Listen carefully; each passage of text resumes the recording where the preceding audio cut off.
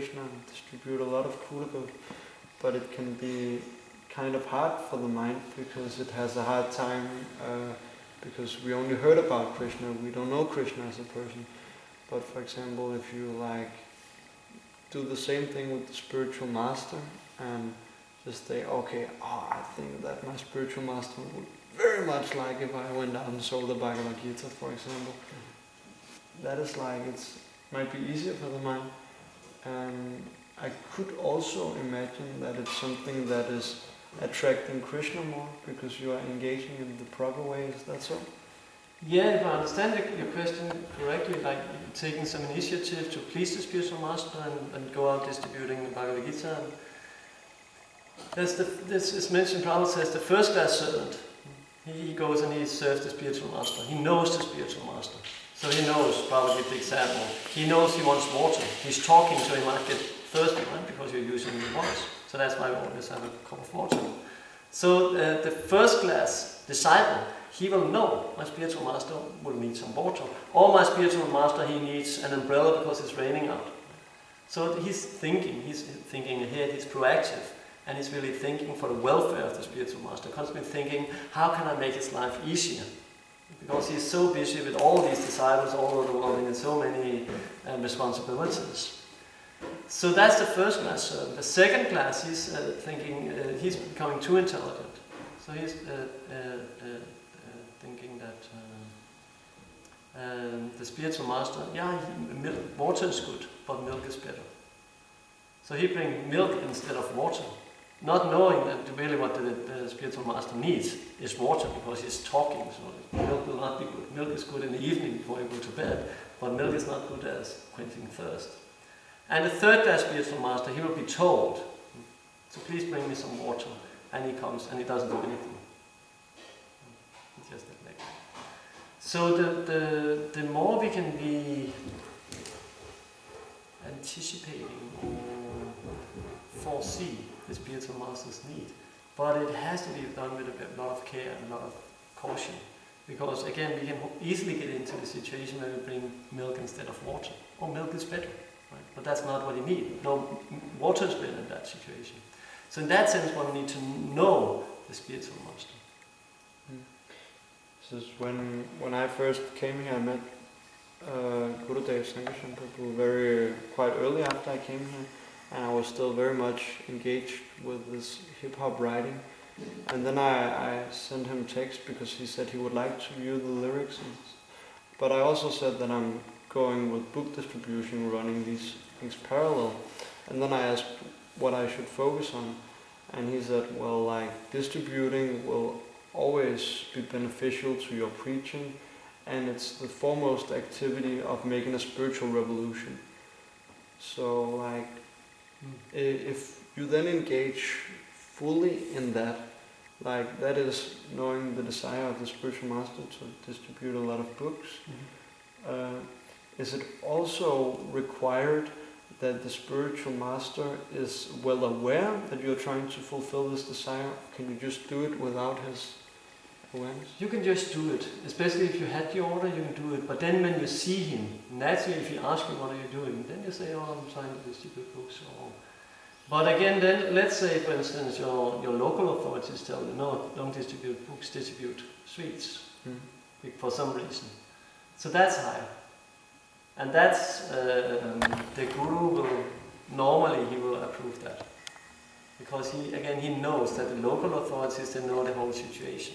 So that's why all the very, I was just about to say good gurus, they're all good, but all like, what I appreciate in the spiritual master, let's put it like that, is that he really say, when the disciple asks, how can I serve you? Ask your local authorities. That's the best instruction he can give. And then of course he can give some instructions, it's always good to distribute books. He can see, maybe you have some personal, you should take care of your health in that connection, or you have some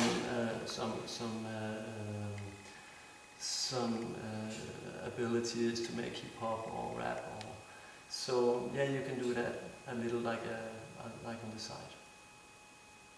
But normally, I think the best thing is just it goes through the local authorities, and then as you said, then the local authorities or the spiritual master should have a correspondence with the local authorities. And that of course takes some time, because most likely disciples in Denmark and Germany and Switzerland, all over the place. So that will take, but it doesn't have to be more than one letter a month. Just so that the spiritual, the local authority has a way, because if the disciple is not really being up to the standard, then the local authorities can write one spiritual master. So that has a very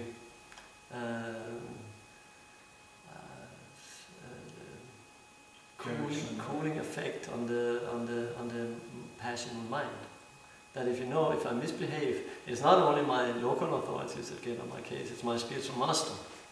And the opposite, as you are mentioning, if you're actually doing something good, also my spiritual master knows. So that works as an impetus, because we need that. We need some motivation, right? And everybody needs to feel appreciated. So when you do something nice, and you know my spiritual master is actually getting to know this, and I don't have to go and tell him, like brag. Oh, my spiritual master, I distributed 1,000 books this month. So, but if it comes from the local authority says, oh, your disciple just distributed 100 Bhagavad-gitas yesterday, then the spiritual master, oh, fantastic. So that will really take care of many of these things, so we don't need to ourselves go to our spiritual master and say, I did this or I did this. And in one sense, it will also relieve the spiritual master from asking all these common questions. Again, now what kind of service should I do? How should I know he's on the other side of the Atlantic? Or how should I know what specific service you should do? And then he can say, oh, do book distribution. But again, if it doesn't fit in with the temple politics, then that's not your service.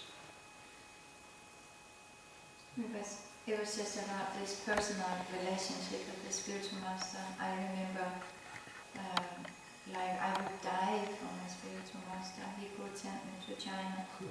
Already the first time I saw him face to face.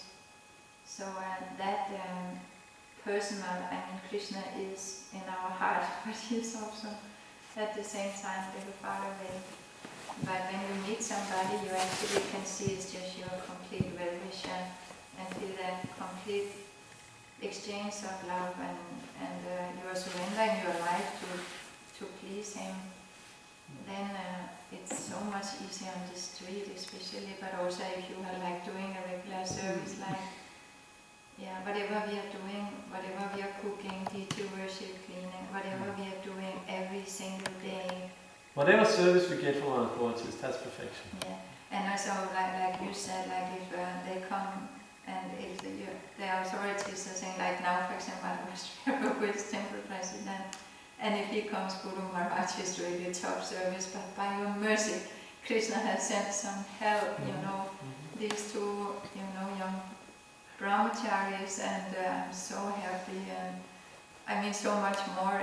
But at the same time, I also know that most spiritual masters appreciate to get some report, not 50 million Christians a month, but just some exchange. So that one can also ask him, when you see him, one can also, what is the general thing to do, Especially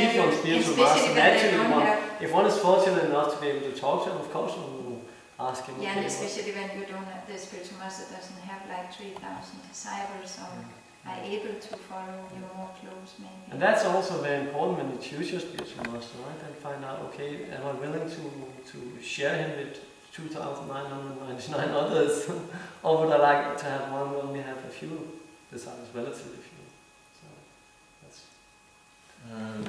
When the spiritual master, when one meets the spiritual master, because if he has lots of disciples, then, or even if he doesn't, maybe it would be preferable to not take too much of his time and ask too many stupid questions or maybe unnecessary questions, even they might seem very intelligent. Is it a good idea to ask the spiritual master what kind of inquiries one should inquire from him? That's a good question. That's a good question to ask, actually. I remember we were in London, and Krishna Karunabu, he came to see Radha Swami. If you know, he speaks and he came in, he wanted to do darshan. And the first thing Radha Swami asked him, is your question, are your questions very important? I haven't eaten yet, I haven't taken care of my body yet, taken a shower or anything yet. Right? Because there's so many, if you have many disciples, like, and you only come to London once a year, twice a year, right? You have so many who wants to talk to you. Right? And then there's somebody sitting there just speaking for hours of what kind of size you wear, or I don't know, whatever question people can ask. So it should be very, when one takes that precious time from the spiritual master, it should be very important. So one can ask, but that is also a question one can ask in a lecture. Right? What is the proper question to ask the spiritual master? And most likely he will say something, it has to be relevant. It has to be very relevant, and it has to be something you cannot get from your local principles. So if you can get the answer there, right? Again, if you ask things like, how can I serve you? And he says, follow your local authorities. So that's already, then you have that is the answer. And then next year you see, how can I serve you? So that will be a waste of time. But if one have a very pertinent question or a very important question that really is on that level, then of course one asks one spiritual master. But then all the other options already, one has maybe asked the local authorities and Shiksha gurus and haven't really been able to get the answer there. And then one can ask. But otherwise we shouldn't wear them down. We should actually in one sense protect them, the spiritual masters. We should in one sense protect them. Because they're living, they're sacrificing themselves. You can see Prabhupada, what kind of sacrificing they made, like stop sleeping. So most of the spiritual masters are doing like that. I don't remember Caitanya Swami, he was in Denmark years back. Right? And he was practically sleeping 2 hours. And he was only here for 8 hours. So he just came and was sitting speaking with disciples all night practically, slept 2 hours, and then he had to catch a plane to the next destination. So that's his life, and that's where his life for many years, just traveling. He was in the Guinness Record Book of traveling. So this completely sacrifice for pleasing Krishna and for taking care of the disciples. So we think we are serving the spiritual master, but actually it's the spiritual master serving us. Like we are serving Krishna, but actually it's Krishna serving us. So we are just trying to make their life more easier, more comfortable, easier, and not really disturb them. We shouldn't be a disturbance for the spiritual master, we should be a help for the spiritual master, a servant of the spiritual master. I think Manila Prabhu's policy of approaching Srila Prabhupada, or not approaching Srila Prabhupada, seems like a very good idea of pleasing Srila Prabhupada, or at least not taking too much like of his energy. Even though he probably has some limited. Once you try to become a first-class servant, just understand what does my spiritual master needs, right? Does he need me coming asking him silly questions just to see, oh, here am I, here I am, right? Remember me, please, right? Because again, we need this, also this recognition, and we need this being appreciated by the spiritual master. But really, the way to get appreciated is just living as a servant of the spiritual master. There's a very famous story in the Caitanya about this servant Dukhi who was bringing water to Lord Chaitanya Mahaprabhu. And Lord Chaitanya Mahaprabhu saw her doing this menial service without anyone noticing. And he says, "You are no longer Dukhi, I'll call you Sukhi." So Dukhi means unhappy, right? And Sukhi means happy. So when he gave her that name, he didn't only give her a new name, but he gave her Sukha. He gave her happiness, he gave her spiritual enlightenment. So that's the same, the spiritual master is giving spiritual enlightenment. When we do menial service, we're not doing it because we want to be recognized, or we just want to be in the background serving, helping him, making his preaching easier, facilitated. I was just thinking that many times I have asked questions in class when I was in front of my spiritual master, and because it was important questions to me, like one time I asked about my rounds, and then he said, "Are you chanting good rounds?" and there were 300 devotees in the room. And I was thinking I was chanting good, but I was thinking this is too puffed up to say, so I can't say it. But I also couldn't say no because I could not lie. And it was pin silent. Everybody was looking at me, this puffed up, stupid thing. It was in Sweden. And then he broke it, and then he did like this, you are not, but at least you think so. But and then I got a very nice instruction that how we shall help each other to chant better, like we shall hear each other's rounds, and if we miss some syllable like that. But the point was just that when we have some questions, we should ask something that really matters to our spiritual advancement. And we should not be afraid to be a fool in front of everybody, because I mean we cannot all maybe get darshan, or maybe we only get one personal darshan for half an hour, 1 hour. That is very nice. But the rest of the time we can also just take advantage and not be afraid to become a fool, because you said we should anyway. We are anyway a fool, so there's nothing to hide. So it's always good to ask questions during lectures, because often it's actually interesting that many people, here we have many questions, but it's often in temples, even I saw many times different gurus giving lectures, nobody have a question afterwards. So then you can serve the spiritual master by asking them a question.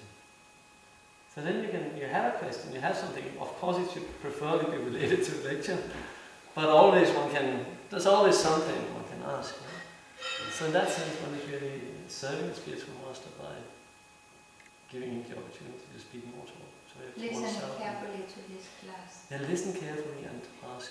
That's what we hear here. Ask submissive questions and see.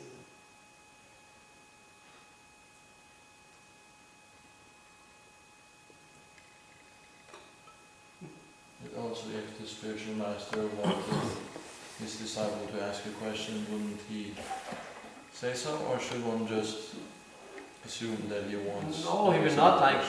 If he gives a lecture, and he'll just ask any questions. Yeah. So he will not say, please ask a question. Maybe he can, or no. Normally not. So then it's the duty of the listener to actually constantly sitting in the lecture and thinking, do I have any questions to this? Is there anything I don't really understand in what is being said? And often if we're really listening, you see that so many things we don't know. But often it's just you're sitting there and you get into the passive listening mode. So you're just sitting there, oh, I know this, I know this, I know this. So even the things you don't know also slip by. So we should, when we listen, we should listen actively. And how does it really apply to me?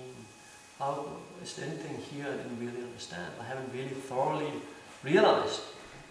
So how can I get him to speak more about this topic so that he can get into this, get into the understanding of this topic? Submissive inquiries. There's also like for lectures also here, you can also think like that, not necessarily when the gigantic teacher guru comes, but also... Yeah, one is automatically a guru and one's sit on the Vyasadeva. One is representing Vyasadeva. So the guru is representing Krishna. So Vyasadeva is Krishna, or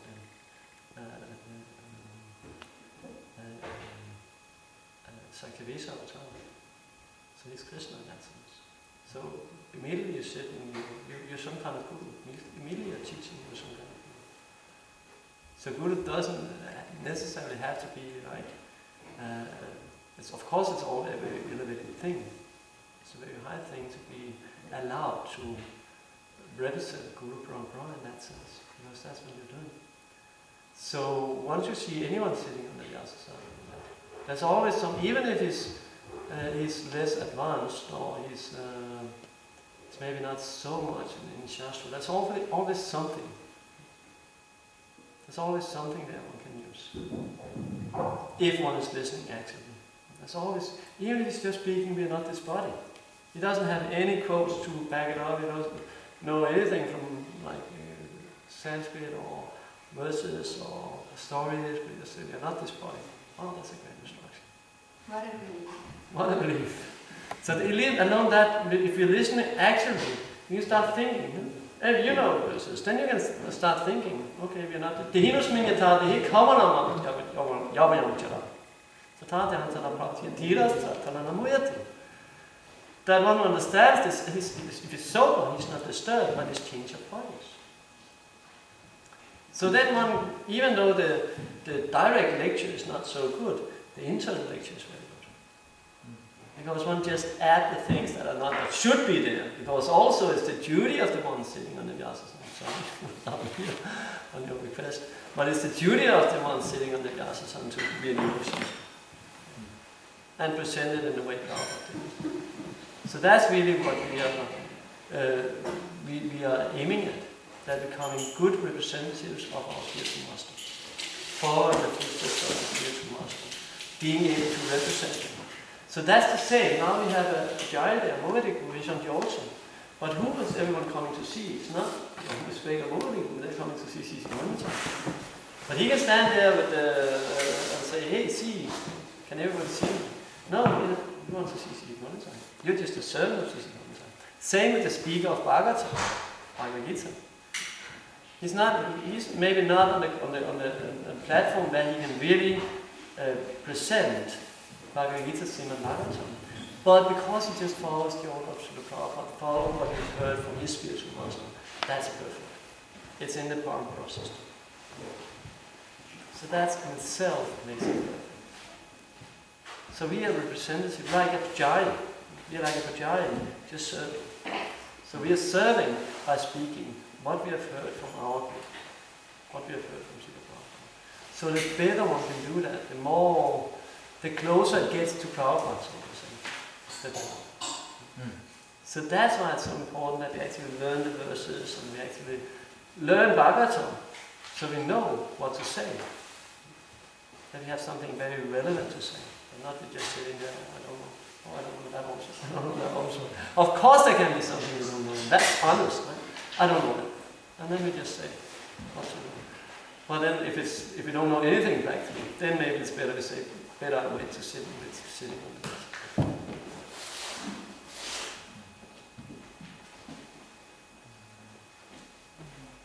Why is it said that one can only attain pure love of God if one initiates, one accepts God as spiritual master? But then there's also this verse quoted that just by chanting Hare Krishna, one can go back to God. How are these two things related? It can be understood in several ways. In one sense, one would say maybe it's not possible to chant Hare Krishna without being connected. So again, Krishna gives the whole system. And he says, like he says, to get knowledge, Tatvidi Pranipatana, you have to approach the spiritual master. Paribhas never say that. You have to follow this, you have to serve him with humility and ask questions. So then you get knowledge. So if you have no knowledge, you will not chant Hare Krishna. If you don't know what Hare Krishna means, if you're not given that knowledge from within, even though you read, like you have people chanting the Gayatri Mantra.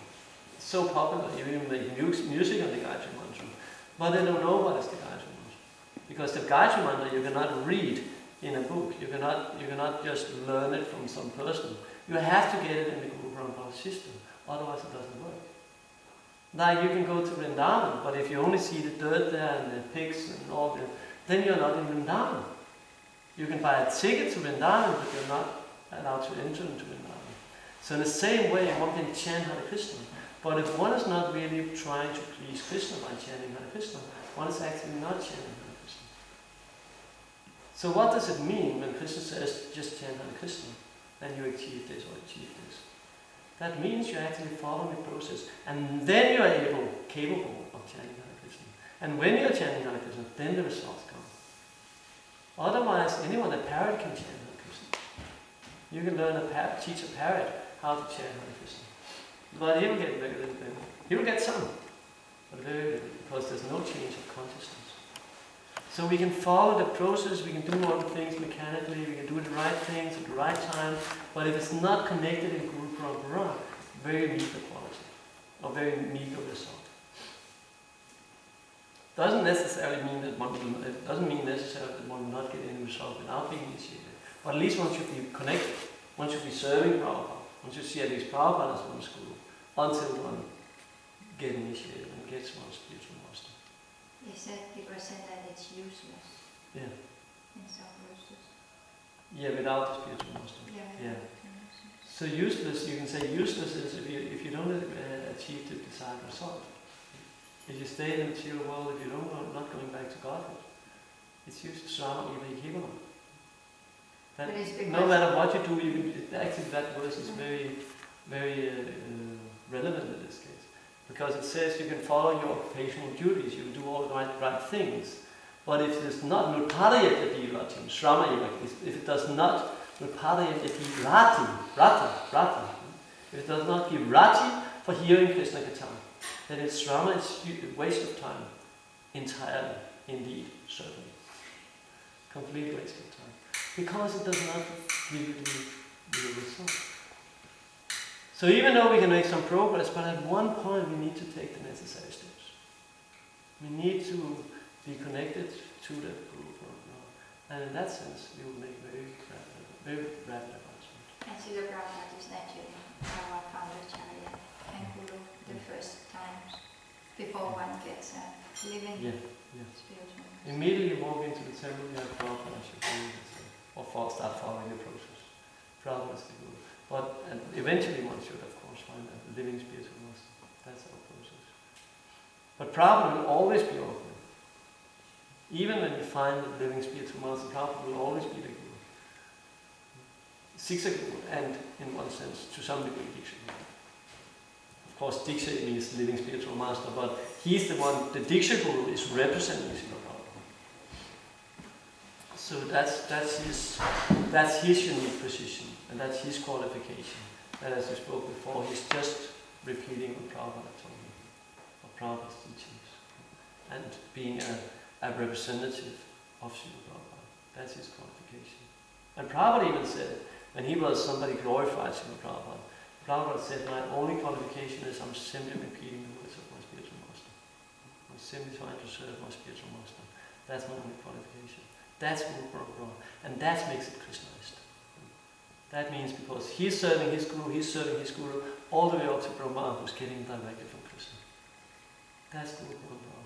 And we just told the story of the postman delivering the letter. It doesn't change it. Gives it as it is. Bhagavad Gita as it is. Probably asked something like, maybe you can correct me because I don't remember the details exactly what you asked, but you asked something like something with the spiritual master, if he says distribute books and he distribute books, then that will please the spiritual master, something like that. You remember?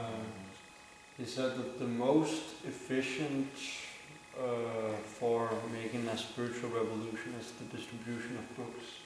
Yeah. So then the inquiry was, if you do that, then you please the spiritual master, right? What was the inquiry? I wanted to do this other thing, parallel doing the music and doing the book distribution together. Okay. But the question was whether if one does the engagement that the spiritual master wants without the spiritual master knowing it. Oh yeah, like that. Okay. I thought it was very similar, and it was kind of different from my inquiry. But I was just curious because we were also speaking about the purpose of Krishna.